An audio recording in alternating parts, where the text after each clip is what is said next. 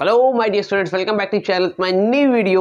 My name is Amir from A1 Coaching. तो बेटा आ गए हम लोग सेकेंड पार्ट पे industrial relation, trade union and social security. तो एक टॉपिक रह गया था, चलो उसको जल्दी स्टार्ट करते हैं और कंप्लीट करते हैं। मुश्किल से 5 से 7 मिनट लगेगा, ठीक है। तो देखो सोशल सिक्योरिटी क्या होता है। आपने इंडस्ट्रियल रिलेशन जान लिया, जाना कि नहीं जाना। आपने ट्रेड यूनियन जान लिया। आप कोई पहली बार देख रहे हो बेटा इस वीडियो को, तो जाए वो पहले जल्दी से दौड़ते हुए और इसका पार्ट 1 देख ले, फिर ये पार्ट 2 देखे तो उसको समझ में अच्छे से ईजिली आ जाएगा, ठीक। तो अब लास्ट टॉपिक बचा रह गया था बेटा हमारा सोशल सिक्योरिटी। अभी सोशल सिक्योरिटी क्या होता है।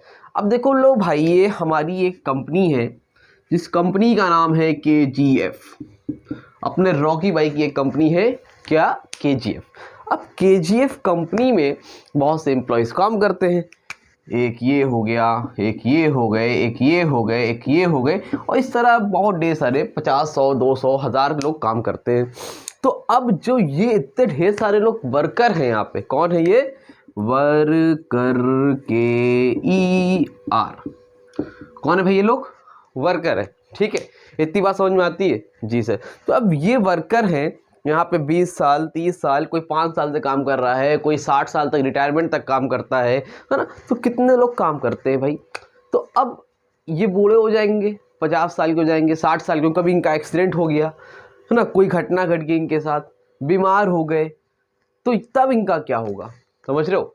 तब इनका क्या होगा भाई, अपना सब कुछ भूल के ये इनके लिए काम कर रहे हैं इस कंपनी के लिए, लेकिन कल को इनके साथ कुछ घटना घट गई तो फिर इनके साथ क्या होगा, कभी सोचा है आप लोगों ने।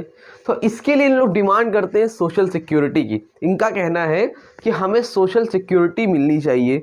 मतलब अगर हम कल को बूढ़े हो जाएं तो हमें आपकी तरफ से पेंशन मिलनी चाहिए। पेंशन के नाम सब लोग जानते होंगे। अगर हम कल बाई चांस एक्सीडेंटल डेथ हो जाती है तो वहाँ पर कुछ कंपनसेशन मिलना चाहिए, कुछ स्कीम होनी चाहिए उसके लिए। तो इन केस आपको सोशल सिक्योरिटी का मतलब समझ में आ रहा होगा कि अगर कोई भी ऐसी चीज़ होती है तो इनके लिए कुछ ना कुछ ऐसी सोशल सिक्योरिटी हो ताकि इनका काम चलता रहे। कल को ये काम करने लायक ना रहे तो ये अनएम्प्लॉयड ना रहे, इनके पास कुछ ना कुछ पैसा, कोई ना कोई स्कीम हो ताकि इनका जीवन, इनकी लाइफ ईजिली जो है अच्छे से चलती रह जाए, कोई दिक्कत ना होने पाए। इसको हम लोग बोलते हैं सोशल सिक्योरिटी आम भाषा में, ठीक है, सिंपल लैंग्वेज में। समझ में आ रहा है। अब देखो बुकिश लैंग्वेज में क्या लिखा है, जो समझाया है वही लिखा हुआ है खतरनाक खतरनाक तरीके से, ठीक है। बोल रहे हैं सोशल सिक्योरिटी में securing of an income to take the place of earning, ठीक है, when they are interrupted by unemployment। अगर वो अनएम्प्लॉयमेंट हो जाता है किससे भैया, सिकनेस और accident. To provide for the retirement through old age, उसको रिटायरमेंट के टाइम में ओल्ड एज दे सकते हो। To provide against loss of support by death of another person, another person को सपोर्ट दे दो। अगर डेथ हो गई तो उसकी वाइफ को पेंशन मिलती है, आपको पता होगा, नहीं उसके बेटा होगा तो उसकी जॉब मिल जाती है ना, ये सब। And to meet exceptional expenditure connected with birth, death और मैरिज। बर्थ हो रही है किसी की, डेथ हो रही है, मैरिज हो रही है ना, तो किसी तरह का आप उसको सपोर्ट दे सकते हो। तो ये सारी स्कीम चाहिए होती है क्योंकि आपके ही तो वो एम्प्लॉयज़ हैं। अगर आप लाइफ में खुद भी काम कर रहे हो तो आप भी उनको सोशल सिक्योरिटी दो अपने जूनियर्स को। अगर आप दोगे तभी तो वो मन लगा के काम करेंगे ना भाई। तो उनका कौन है, आप क्या जॉब कर रहे हैं, तो उनको अपनापन दिखाओ। अगर आप अपनापन दिखाओगे तो वो आपके लिए भी बेहतर से बेहतर तरीके से काम करेंगे। तो क्लियर हुआ, सोशल सिक्योरिटी का मतलब यही लिख के आना है, ठीक है। आगे देखो जो लास्ट टॉपिक इस चैप्टर का वो है social security in India. India में कौन कौन सी सोशल सिक्योरिटी है ना। तो आपसे पूछा है, नॉर्मली आपसे मीनिंग पूछेगा, एक आध फ्यूचर देख के चले जाना, एक आध तो नहीं, एटलीस्ट 2 जरूर से देख के जाना, ठीक। तो सोशल सिक्योरिटी इन इंडिया में कौन कौन सी सोशल सिक्योरिटी है। नंबर 1 पर है बेटा सबसे पहले प्रोविडेंट फंड स्कीम। कौन सी बेटा, प्रोविडेंट फंड स्कीम, ठीक। तो अब देखो लाइन टू लाइन भी बता दूंगा मैं आप लोगों को, और प्रोविडेंट फंड होता है क्या पहले समझ लो। तो प्रोविडेंट फंड का मतलब बेटा ये होता है कि मान लो कोई कंपनी है, ठीक। तो अब कोई एम्प्लॉय है इसी कंपनी, मान लो एक एम्प्लॉय काम करता है, जॉब करता है। तो मान लो उसकी सैलरी सपोज मान लो 10,000, कितनी है, 10,000 यानी कि 10,000। तो कंपनी क्या करती है, उसके लिए प्रोविडेंट फंड बना के रखती है। ये मिलता कब है, पहले चीज़ समझो। प्रोविडेंट फंड मिलता कब है, जब भी आप रिटायर्ड हो गए, है ना, या आपकी डेथ हो गई मान लो इन केस, तब तो आपको प्रोविडेंट फंड मिलता है। नॉर्मली रिटायरमेंट के टाइम में मिलता है, 60 साल के एज में जो रिटायर्ड होते हैं उनको मिलता है। और अगर बाई चांस एक्सीडेंटल डेथ होगी तो उस टाइम मिल सकता है, वो अलग बात है, वहाँ पर नहीं अप्लाई होगा। बट नॉर्मली आपको कब मिलता है, जब आपका रिटायरमेंट होता है। तो उसको हम लोग क्या बोलते हैं, प्रोविडेंट फंड। अभी गवर्नमेंट देती कैसे या फिर कंपनी देती, प्राइवेट वाले भी बहुत से लोग चलाते हैं, तो ये देते कैसे, इन लोग क्या करते हैं, 10,000 रुपीज़ मान लो सपोज आपकी सैलरी, तो 10,000 में 10% मान लो 1,000 रुपये, ठीक, क्या होगा, एम्प्लॉय को पैसा नहीं मिलेगा, वो प्रोविडेंट फंड में जमा होगा, ठीक। 10,000 में 10% जो है मतलब एम्प्लॉय जमा करेगा, और 1,000 रुपये अलग से 10% जो है हर महीने का 1,000 रुपये एम्प्लॉय और 1,000 रुपये एम्प्लॉयर यानी कि बॉस आपका, वो भी देगा, ठीक, दोनों लोग देंगे। और इसको क्या किया जाएगा, एक कहीं पे जैसे पॉलिसी वगैरह होती है ना, सोशल इंश्योरेंस वगैरह, तो उसमें क्या किया जाएगा, आपका जमा कर दिया जाएगा। और फिर जब आप एक टाइम के बाद रिटायर्ड होगे तो आपको ये पैसा इंटरेस्ट के साथ बढ़ाकर मिलेगा। समझ में आ रही बात, आपको ये पैसे इंटरेस्ट के साथ बढ़ाकर मिलेंगे। हाँ, इन केस मान लो आपको बहुत बीच में ज़रूरत पड़ गई तो आप लोग इसको विड्रॉ भी कर सकते हो। घर बनवाना हो गया, कंस्ट्रक्शन का काम है, मैरिज वगैरह है, तो इस पैसे को आप बीच में जो भी है आप स्कीम को ले भी सकते हो, ठीक। और ये मिलता कब है, एटलीस्ट 3 मंथ काम करने के बाद, ठीक है, मतलब कम से कम आपने 3 महीने काम किया हो प्रोविडेंट फंड स्कीम में, ठीक है, समझ में आ गया। चलो अगला दूसरा है ग्रेट्युटी।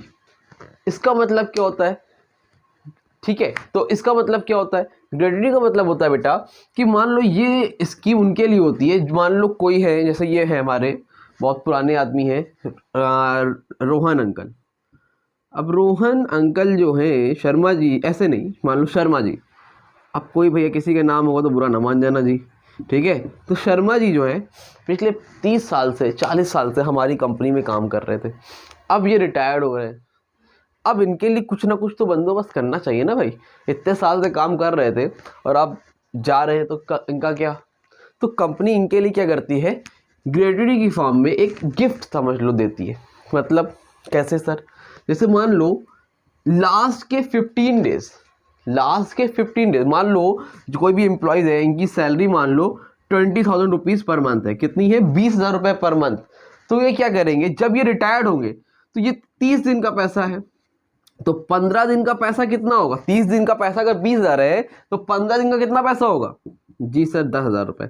तो आप इन लोग क्या करते हैं, कंपनी क्या करती है, तो 15 डेज की जो भी अर्निंग है, कितनी है, 10,000 रुपीज़ है ना, तो जितनी भी अर्निंग है उसका मल्टीप्लाई कर दो, कितने साल उन्होंने काम किया, कितने ईयर, हाउ मैनी ईयर्स, ठीक है, ही सर्व्स यू, तो उन्होंने कितने साल की, मान लो 20 साल काम किया, तो 10,000 का 20 से मल्टीप्लाई करो कितना हो जाएगा, 2 लाख रुपीज़।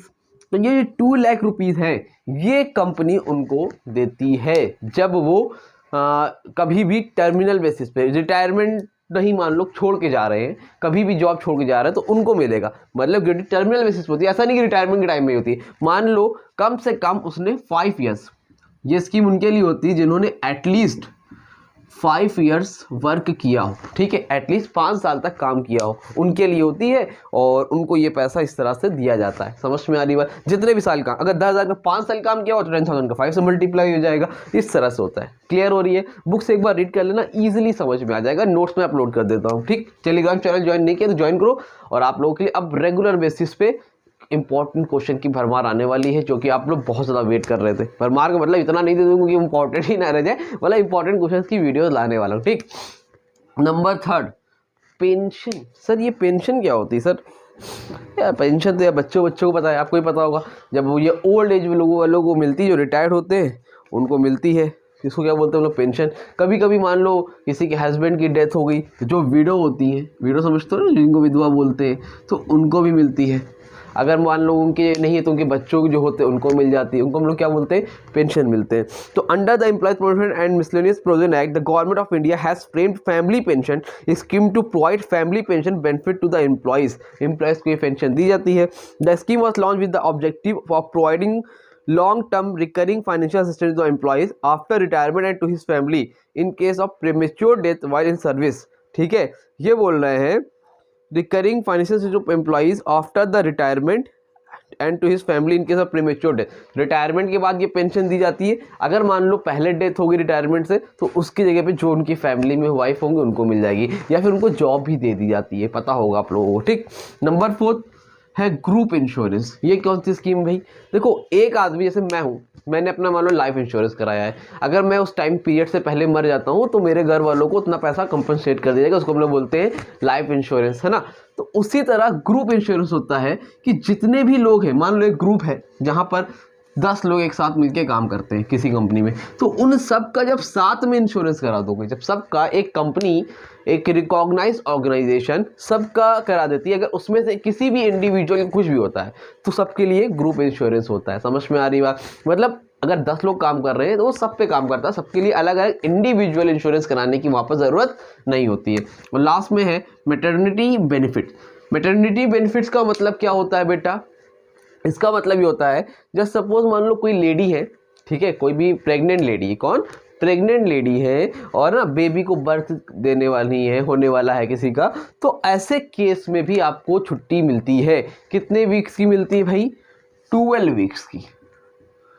12 वीक्स की हॉलीडेज मिलते हैं, मतलब बिफोर बर्थ और आफ्टर बर्थ, ठीक है। 6 वीक्स बिफोर बर्थ और 6 वीक्स आफ्टर बर्थ।